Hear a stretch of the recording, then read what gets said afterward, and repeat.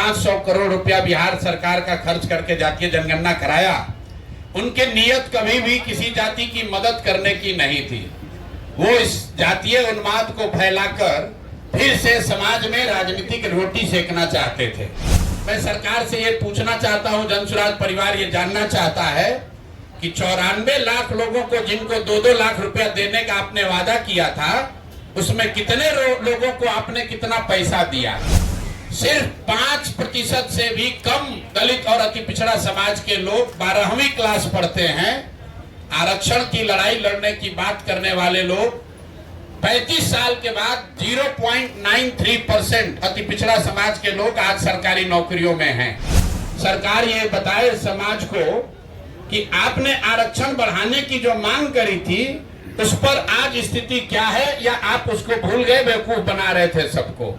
और तेजस्वी यादव भी बताएं कि विपक्ष के नेता होने के नाते उन्होंने इस पर अभी तक क्या किया है। जनसुराज के सूत्रधार प्रशांत किशोर प्रेस कॉन्फ्रेंस करते हैं और विपक्ष सरकार दोनों पर बरसते हुए नजर आ रहे हैं। देखिए, जिस तरीके से तेजस्वी यादव का अगर जिक्र कर लिया जाए तो मुख्यमंत्री नीतीश कुमार के साथ गठबंधन में रहे, वहीं भाजपा जिस समय तेजस्वी यादव गठबंधन में थे नीतीश कुमार के, उस समय भाजपा विपक्ष की भूमिका निभा रही थी। लेकिन इस बार प्रशांत किशोर पक्ष और विपक्ष दोनों पर बरसते हुए नजर आ रहे हैं और कह रहे हैं कि बिहार में विपक्ष है ही नहीं। जिस तरीके से लोग इंतजार करते रहते हैं कि मुख्यमंत्री कब पलटे ताकि हम सत्ता में आए। हम सुनवा रहे हैं जनसुराज के सूत्रधार प्रशांत किशोर क्या कुछ कह रहे हैं।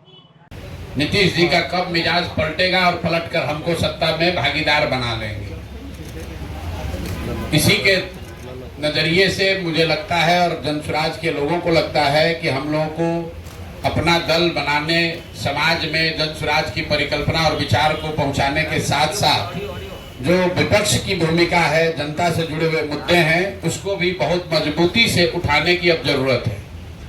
2 अक्टूबर से पहले जब दल नहीं बना था तो हम लोगों ने कोशिश करी है 2-2.5 साल के अपने जनसंपर्क पदयात्रा में कि ज्यादातर सरकार से जुड़े हुए मुद्दे हम लोग उस पर टीका टिप्पणी बहुत नहीं करते रहे।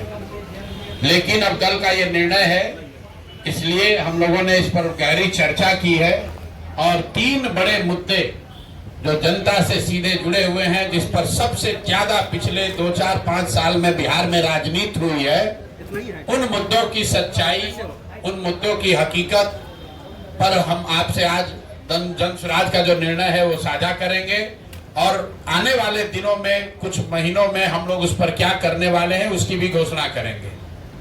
तो पिछले 2-3 साल में सबसे ज्यादा राजनीतिक रोटी यहाँ सेकने की कोशिश की गई है जातीय जनगणना के नाम पर। आप सभी साथियों ने भी सैकड़ों सवाल, सैकड़ों प्रेस कॉन्फ्रेंस ऐसे करे होंगे जिसमें आपने जातीय जनगणना होना चाहिए कि नहीं होना चाहिए इसको लेकर सवाल किए, उस पर जवाब मांगे। नेताओं ने, जिन्होंने जातीय जनगणना कराने की घोषणा की, 500 करोड़ रुपया बिहार सरकार का खर्च करके जातीय जनगणना कराया, उनके नियत कभी भी किसी जाति की मदद करने की नहीं थी। वो इस जातीय उन्माद को फैलाकर फिर से समाज में राजनीतिक रोटी सेकना चाहते थे। ऐसा इसलिए हम कह रहे हैं कि अब आपके सामने आंकड़े रख रहा हूं कि जातीय जनगणना में क्या निकल कर आया। और 2 बरस करीब 18 महीने हो गए जातीय जनगणना के। रिपोर्ट 2 अक्टूबर 2023 को प्रकाशित किया गया। 7 नवंबर 2023 को विधानसभा के पटल पर यह रिपोर्ट रखी गई और 22 नवंबर 2023 को नीतीश कुमार ने, तब तेजस्वी यादव के साथ जो सरकार चला रहे थे, मिलकर जातीय जनगणना के आधार पर 5 बड़ी घोषणाएं की। अब उनकी हकीकत आप देख लीजिए। जातीय जनगणना में सरकार ने यह माना कि 34% से ज्यादा लोग बिहार के गरीबी रेखा से नीचे आज भी रह रहे हैं। लेकिन यह महत्वपूर्ण आंकड़ा नहीं है। महत्वपूर्ण आंकड़ा यह है कि 30-35 साल से सामाजिक न्याय की राजनीति करने का दावा करने वाले लोग, इनके शासन के बाद भी जब जातीय जनगणना का रिपोर्ट आया उसमें बताया गया कि 5% से कम, मैं फिर से रिपीट कर दे रहा हूं कि 5% से कम दलित और अति पिछड़ा समाज के 5% से कम लोग ही 12वीं क्लास पास करते हैं बिहार में। जिन लोगों ने रिपोर्ट बनवाया उन्होंने पढ़ा भी नहीं, सिर्फ 5% से भी कम दलित और अति पिछड़ा समाज के लोग 12वीं क्लास पढ़ते हैं। आरक्षण की लड़ाई लड़ने की बात करने वाले लोग 35 साल के बाद 0.93% अति पिछड़ा समाज के लोग आज सरकारी नौकरियों में हैं। 2 बरस पर इस पर कोई चर्चा नहीं हुई। तो जब नीतीश कुमार ने 22 तारीख को इसकी घोषणा की कि इस रिपोर्ट के आलोक में हम लोग क्या क्या करेंगे, तो एक चर्चा उन्होंने की जिसकी आप लोगों ने भी जिसको फॉलोअप किया कि आरक्षण की सीमा को 50 से बढ़ाकर 65 या 75 किया जाएगा। इसका हम लोग रिकमेंडेशन केंद्र सरकार को भेज रहे हैं। तो मैं अब पहला मांग ये कर रहा हूं नीतीश कुमार से कि भैया केंद्र में भी तुम्हारी सरकार है और राज्य में भी तुम्हारी सरकार है और सामाजिक न्याय के आप पुरोधा भी हैं। तो अब आप बता दीजिए कि जो आपने केंद्र में आरक्षण बढ़ाने का मांग यहाँ लिखित भेजा था उस पर अभी स्थिति क्या है। सरकार ये बताए समाज को कि आपने आरक्षण बढ़ाने की जो मांग करी थी उस पर आज स्थिति क्या है, या आप उसको भूल गए, बेवकूफ बना रहे थे सबको। और तेजस्वी यादव भी बताएं कि विपक्ष के नेता होने के नाते उन्होंने इस पर अभी तक क्या किया है।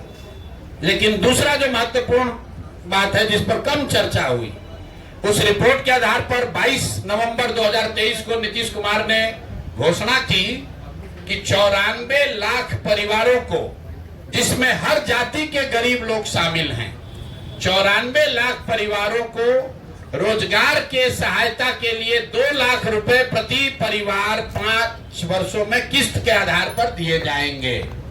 तो भैया 2 बरस का बजट हो गया।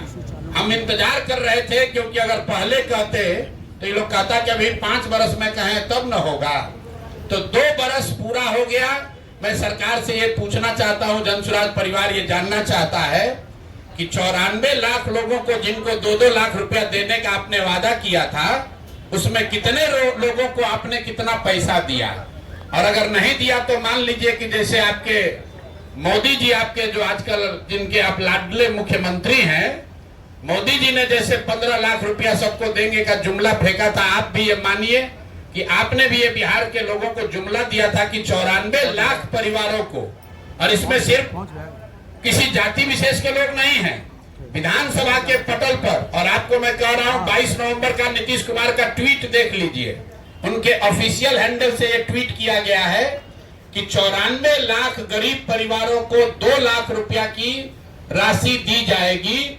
तो आपने प्रशांत किशोर को सुना, सत्ता पक्ष और विपक्ष दोनों पर बरसते हुए नजर आ रहे हैं और कह रहे हैं कि विपक्ष जो है प्रदेश में अपना भूमिका नहीं निभा रही है, मुख्यमंत्री का इंतजार करते रहते हैं कि कब पलटे और हमारी सरकार बन जाए। क्या कुछ कह रहे थे जनसुराज के सूत्रधार प्रशांत किशोर, आपने सुना इस वीडियो में। इस वीडियो के माध्यम से अपनी प्रतिक्रिया जरूर दें और ऐसे ही खबरों से रूबरू होने के लिए देखते रहिए आगाज फर्स्ट न्यूज़।